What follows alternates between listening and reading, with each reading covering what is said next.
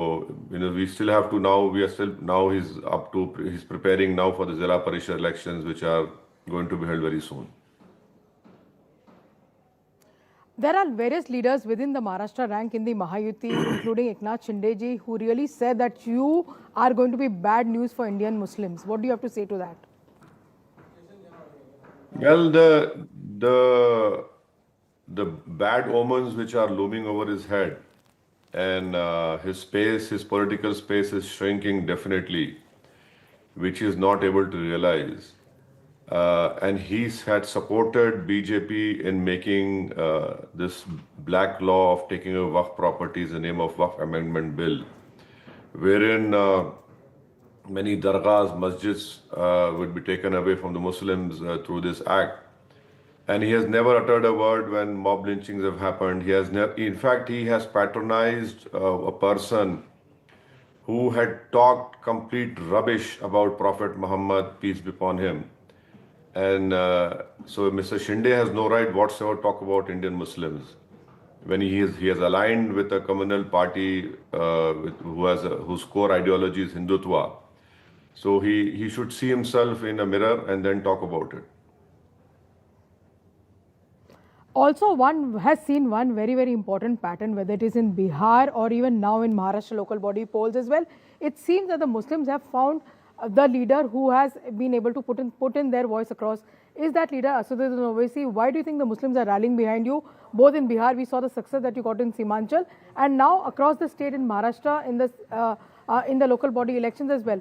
Is this a shift of the Muslim votes from traditional parties like Congress to your party? Because you were called Team B of BJP. You have been called multiple names in the past, some names which I don't even want to put on air. Anyone can call you by any name. It doesn't make any difference. The problem is that these political parties are not able to realize, understand the shift which has happened among the Muslim community. We are no longer a captive vote bank as a community of any so-called secular parties. And they should stop taking Muslims for granted that, they can vote against laws which will be used against them, as has been done in 2019 when Amit Shah he got amendment to UAPA. And they should realize that you cannot take us granted by just assuming wrongly that we will vote for you, whatever candidate, whether you give or not. And there are issues relating to our political leadership. There are issues relating to our social, economic upliftment. There are issues of injustice which happens, which no one talks about it.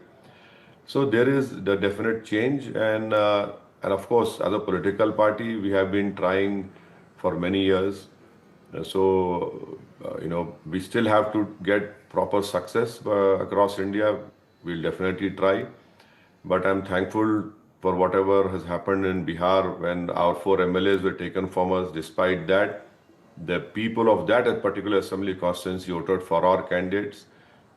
We had won 4 assembly, even 5 assembly constituencies again. And we have done substantially well in other places. And the same thing has happened. We won 8 municipal corporators in BMC. We are the opposition party in Aurangabad. We have won substantial number of seats in Marathwada in Western Maharashtra. I was complaining to Imtiaz Jalil that you didn't make my program in a proper way, because had I gone to, or my party MLAs had gone to Western Maharashtra and in another 2 or 3 places like Jalgaon, we could have won more seats over there, or at least opened our account. So work has to be done. You see, you have to be on the ground. One cannot rely only on giving a press conference or putting something on X. So you must have people on the ground who should be there. For example, there was a communal riot which happened in Akola. None of the local MLA or leaders were there. It is our party people who went and made complaint to the local police, gave them comfort, gave them encouragement, gave them hope. So this is the work which we have been doing, and I'm sure that with a more stronger organization, we will be able to get more electoral successes in the near future, inshallah. आपको लगता है, do you think that now that the Maharashtra local body elections are over, the traditional parties of Maharashtra, whether it is Ajit Pawar's party, Sharad Pawar's party, Congress, they have been made to bite the dust. The people of Maharashtra showed that what aspiration they are really for. I remember you telling people in all your rallies कि मैं 56 ऐसे अजीत पवार जैसे लोगों को अपने जेब में लेके घूमता हूँ. Because you see, Ajit Pawar assumes that because of his financial supremacy which he has, he can just walk over on any political leader. For example, the person who contested from Dhule Assembly constituency, who got around about 80,000 votes on our party. So this man was claiming that, out of the 80,000, 50,000 belongs to me and Ajit Pawar. They lost badly over there. We won more than 10 municipal corporators over there. So Ajit Pawar was working according to a plan devised by Devendra Fadnavis that you put your candidates in only those wards which have substantial Muslim population. And he was made to bite dust. And he lost from many places. He had put candidates in Sholapur, and he tried to even get some people from my party, and those people their faces have been very badly exposed in Sholapur as well. And over and above that, he lost from his own bastion, the so-called bastion of Pune and Pimpri Chinwad, and then in Western Maharashtra.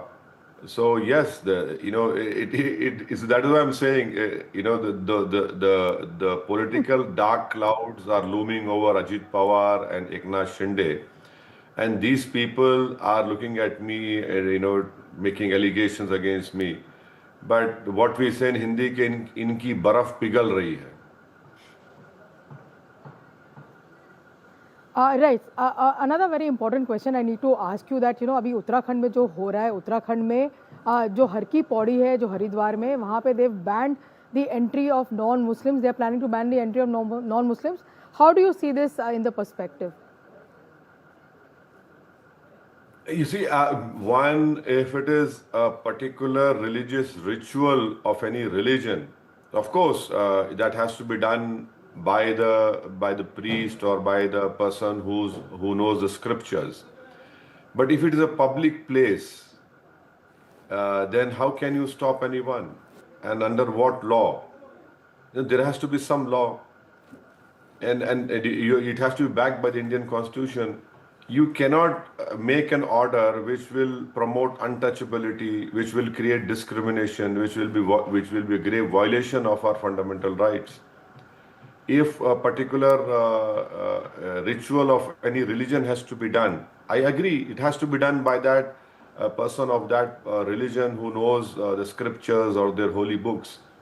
But if it's a public place, please tell me, how can you stop anyone?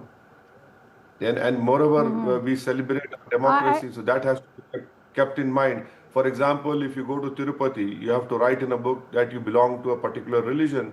Fine, that has been there for a very, very long time. But suddenly, you create these orders. Then Supreme Court had to intervene when on the way in Western UP, someone were told that you cannot do this, you cannot write that. So these are all very discriminatory, which are not backed by the law and which will ultimately violate the fundamental rights of our Constitution.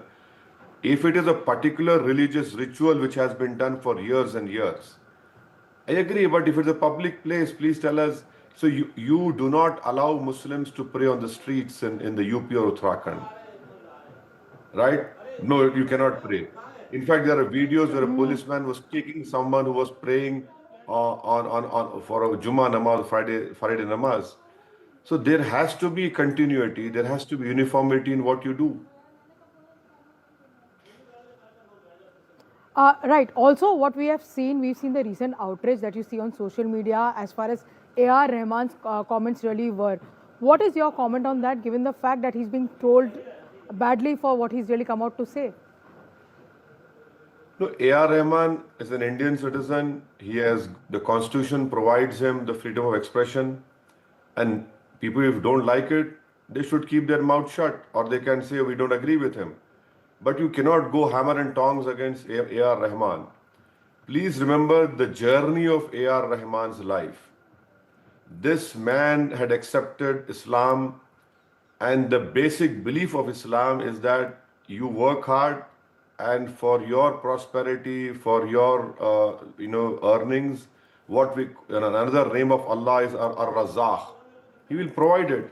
Now, I don't listen to music. There was a period of time in my life, in my youth days, I used to listen, but I don't listen. But as far as I know or I read, that man is a genius. So people who want something extraordinary work will come to him. And people who want normal stuff or mediocre stuff can go to anyone. Now, if he makes such a statement, he has a right to make that statement. And as an Indian, he has got that freedom of expression. Now, how can someone go after him? Oh, this is that. But why isn't there a debate in our country on what happened in Balasore when a Muslim man was stopped and mob lynched by a mob? Why isn't there a debate of Mr. Naeem, who built a school only in Betul for the Adivasis? With his own money, he had spent 20 lakhs. He got an NOC from the local panchayat. But despite that, the BJP government went and demolished, used a bulldozer.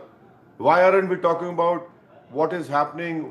This carte blanche which is given to all Gaurakshaks in Haryana who barge into anyone's house on the suspicion of smuggling of cattle. So these are important issues wherein unfortunately BJP has created vigilantes who have thrown the rule of law into a dustbin. Right. I also needed to ask you one very, very important question that, right. The last question that I needed to ask you is very, very clearly that पतंग ने बहुत सारे लोगों की पतंग काट दी है जहाँ तक where the question as far as Maharashtra local body elections are concerned, आपका next bastion क्या होगा? हमें ये पता है कि we know that you are going to be contesting in Bengal, but where else? Will you be going to Assam as well, because there's a vacancy as far as Badruddin Ajmal's his political graph is certainly coming down. Do we see the Owaisi-led party going to Assam as well in the upcoming times? पतंग आप और कहाँ फिराएंगे? We have not taken any decision on West Bengal or Assam. As far as West Bengal is concerned, Mr. Adil Hassan, who's our party spokesperson, who very narrowly lost the Bihar Balrampur Assembly seat with 350 votes, he has gone to Bihar on behalf of our party as observer. He has spent many days and weeks over there. So in coming days, I'll be meeting him, and then a decision will be taken in consultation with our Bihar President, Mr. Akhtarul Iman, MLA Tausif Alam, and Murshid Alam, because their assembly constituencies are very near or abutting the Simanchal area and the Bengal border. So once a decision is taken, we'll let you know. But as far as Assam, we have not sent anyone. We don't know. People are saying so many things about my party. But, as of now, a decision will be taken in West Bengal. Well, Mr. Owaisi, thank you so much for talking to us. We will, in fact, slip into a short break. But, Mr. Owaisi, we request you to stay on with us.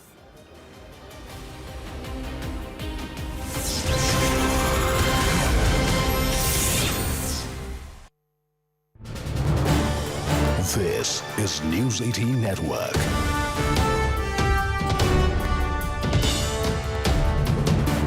India's largest news network. A dense fog has engulfed the capital, disrupted traffic and delayed the flights amid poor visibility. Dense fog has reduced the visibility across Delhi and NCR on Saturday, slowing traffic and causing flight delays as the cold conditions continue. Early morning visuals showed vehicles crawling on city roads as drivers struggle to navigate through a near zero visibility condition. The AQI also remains in the severe category. Joining us now is CNN News 18's Simran. Simran, very good morning to you, and thank you for joining us. Now, the meteorologists have said that this fog is linked to the cold conditions and the stagnant winds. How long is this expected to last, according to the IMD? Well, absolutely. Let us first talk about the data actually. Well, Delhi's AQI yesterday had stood at 400, but it had showed a tremendous rapid upward trend and worsened then to 428, which is why exactly the stage 4 response action plan was imposed in the national capital by 8 p.m. Officials have attributed the sudden spike to highly unfavorable meteorological conditions, which actually also includes the lower wind speed as well, including the impact of a western disturbance coupled with weak wind speeds and also poor dispersal of the pollutants. Now, that being also said, this has also been kept in view that the alarming trend and the likelihood of further deterioration. Now, again, the CA.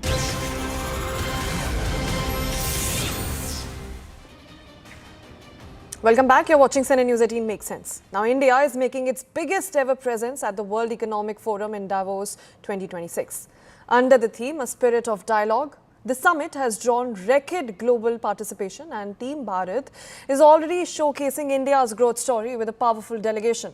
Senior Union Minister Ashwini Vaishnaw leads the centre's team, joined by Prahlad Joshi, Shivraj Singh Chauhan and Ram Mohan Naidu. Chief Ministers Chandrababu Naidu, Revant Reddy, Devendra Fadnavis, Himanta Biswa Sarma, Mohan Yadav and Gujarat's Deputy Chief Minister Harsh Singhvi are also pitching India's strengths.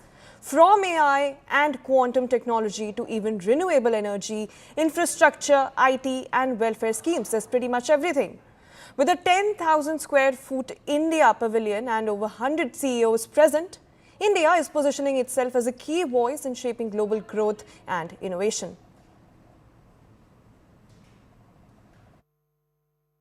It would be fair to say Davos 2026 is a Trump Davos. For the very first time, the US has a USA house. Right behind me is the church in Davos. This has in fact been home to our colleagues at CNBC for many, many years. It's now been taken up by the US. And as it says, it's celebrating 250 years of freedom and innovation. The US house is where US officials are going to be homed for this week. This is, of course, being sponsored by US companies, the likes of McKinsey, Microsoft, Qualcomm, Stars and Stripes, and many others. Now, why is this important? Because President Trump is coming to Davos in person this year, and he's bringing with him what is said to be the largest US delegation to Davos ever. Senior Trump administration officials are expected to join President Trump here, the likes of Scott Bessent, Howard Lutnick, and many other officials, Jared Kushner, Steve Witkoff, are all expected to be here. This is going to be an interesting Davos because President Trump comes to Europe at a time when he's made no bones about the fact that he wants Greenland. He's not pulling back. In fact, if anything, he's doubling down on that ambition and his ambition to redraw the Western Hemisphere, so to speak. That's, of course, going to be one aspect of what gets discussed here in Davos. Let's see how European leaders react to that. So far, it's kind of been, yes, we support Greenland, we support Denmark. A little weak need, if you ask me. Next up, Zelensky. He's going to be here as well. President Trump likely to meet with him. And of course, there's no breakthrough, no thaw there as far as the Russia-Ukraine peace talks or peace deals so far are concerned. Outside of that, as I was hearing a guest on Fox News say, President Trump comes to Davos, in her words, in his master of the universe mode, whatever that means. So what can we expect by way of headlines as President Trump amplifies his American first agenda, his America first agenda? We will wait to see. Two important events that could perhaps coincide with President Trump's Davos appearance. One, Scott Bessent seemed to suggest that President Trump could announce the nominee for the Fed chief after Jerome Powell, either before or after Davos. So that's going to be an important one to watch out for. And next up, the US Supreme Court. We've been waiting for that ruling on tariffs. It has said that there is an opinion that is expected on the 20th. Will it be about tariffs? We don't know. We cannot preempt what the Supreme Court may or may not do. But that's the other expectation. Will it coincide with President Trump's Davos appearance? But as experts who've joined us on CNBC TV 18 have said and made it clear, irrespective of what the US Supreme Court does, tariffs are here to stay. And that's been the pitch that President Trump has been making. And of course, he is going to double down on the rhetoric of America being not just the largest economy in the world, but of course the most innovative economy in the world, and why it makes sense for everybody to invest in America. So this is going to be a Davos that is dominated by what President Trump says and what President Trump does. We will bring you all the action right here.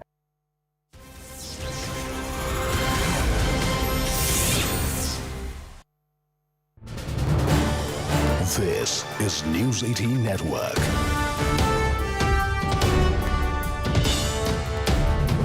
We have a ground report for you. In fact, in 2008, Tata moved Nano project from Singur to Gujarat, as we told you. 18 years on, the land still remains barren. CNN News 18's Kamalika Sen Gupta brings you this report.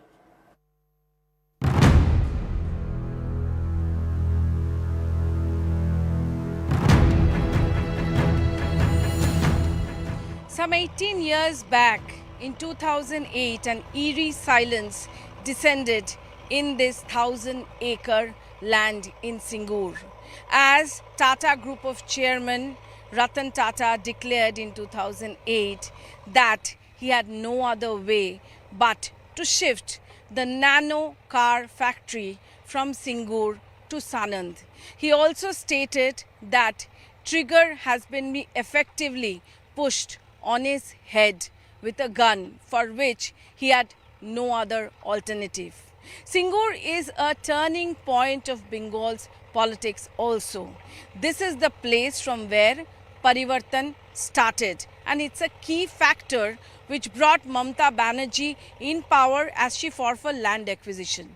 But for the last 18 years, though this land has been given back to those farmers, neither agriculture, neither industry has seen the day here, has seen some development here.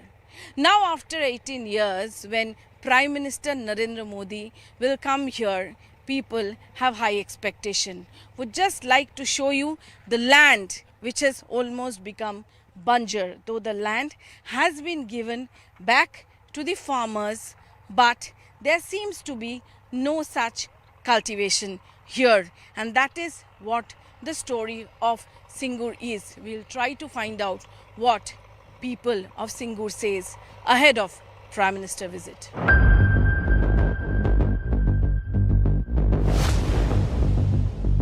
Lot of farmers have given their land to the government for Tata's this factory.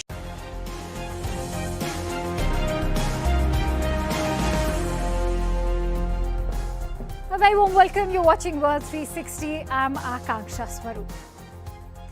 In the week gone by, the US President has kept the world guessing over his action on Iran. From help is on its way to killing has stopped in Iran, the US President has kept Middle East on tenterhooks. Not that unpredictability is new to Donald Trump, but his position on Iran's protests have swung between threats of military strikes and sudden pauses. So what happens next is up to only one person, Donald Trump. This even as Washington's Middle Eastern allies Qatar, Saudi Arabia and Oman have warned against striking Iran, primarily because it risks a wider conflict, fearing counterstrikes by Tehran.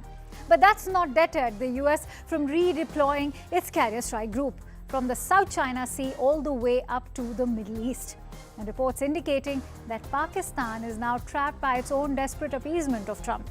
It is now expected to aid America's war against Iran. So much for Muslim Brotherhood and its Shia population. So even though a kinetic action by America could be a real possibility, here's why they may not spell the end of the Iranian regime under the Ayatollah. Remember, the Islamic Revolutionary Guards Corps, or the IRGC, remains a parallel force to Iran's military, one that comprises over 150,000 armed men. It commands a huge strength and is a major player in Iran. Moreover, the protesters lack a leadership at the moment. This even as the Shah's exiled son, Reza Pahlavi, has positioned himself as an alternative to the regime. But his appeal is limited by his own family's history, even his close links with Israel and a lack of grassroots connect with Iranians. As for the Ayatollah's regime and the military, the best example is the fall of their erstwhile Syrian ally, former President Bashar al-Assad. because both Russia and Iran, two of his most important allies, were neither willing nor able to save the fall of Assad. More importantly, it is the army that's supportive of the Ayatollah. History bears testimony, be it the downfall of Ben Ali of Tunisia in 2011 or the resignation of Hosni Mubarak of Egypt. Both could have survived the demonstrations had not the armed forces jumped to the rescue of the protesters. But that's not happening in Iran, at least not yet. For now, the protesters are alone. So Kanya Saha brings you the headlines. Thank you, Kancha. And now let's take you around the world in 2 minutes. First up, we have Washington has begun withdrawing some personnel from its military bases